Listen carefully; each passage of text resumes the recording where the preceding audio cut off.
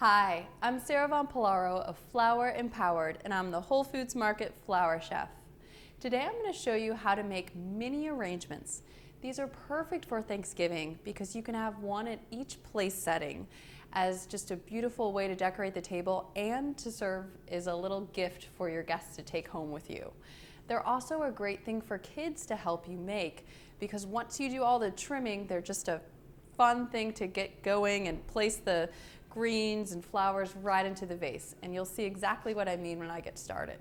So I have 6 little vases here, and if you don't have small little vases like this, you can always use glasses or cups or even votive holders. So anything that you have at home will work.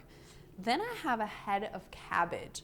So I wanted to put something inside the vase to dress it up a little bit, and I love the look of this beautiful red cabbage leaf submerged in the vase. So you saw I just trimmed it off, and then I'll trim up the edges a little bit and tuck it right down into my vase.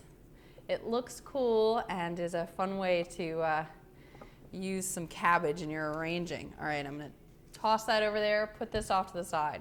So when I'm making mini arrangements like this, I do them all in a group instead of making each one individually. That way I can go step by step through the process. So I picked up just 3 things from the floral department. I have greens, roses, and mums, and I'll go through how I prepped each one. For the greens, what I did was just to break them down into multiple small pieces. So I trimmed right near the top about, I'd say about 5 inches, and I have a little piece here.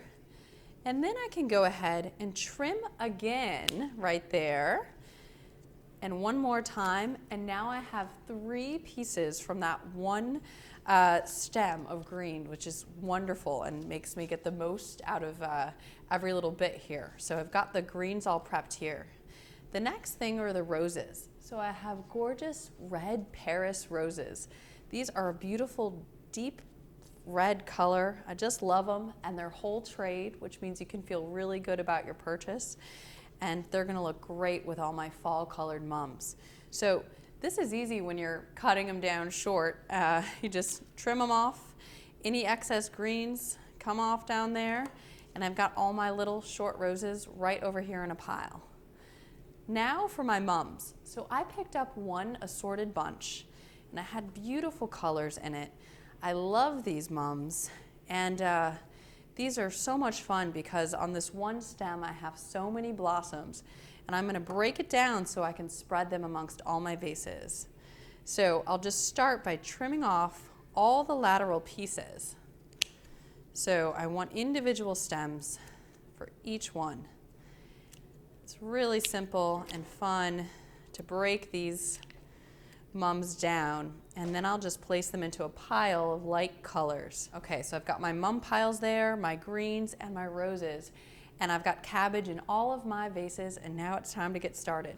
So I'm just gonna simply pick up my bits of green and stick them into each vase and go vase by vase, filling up the greens.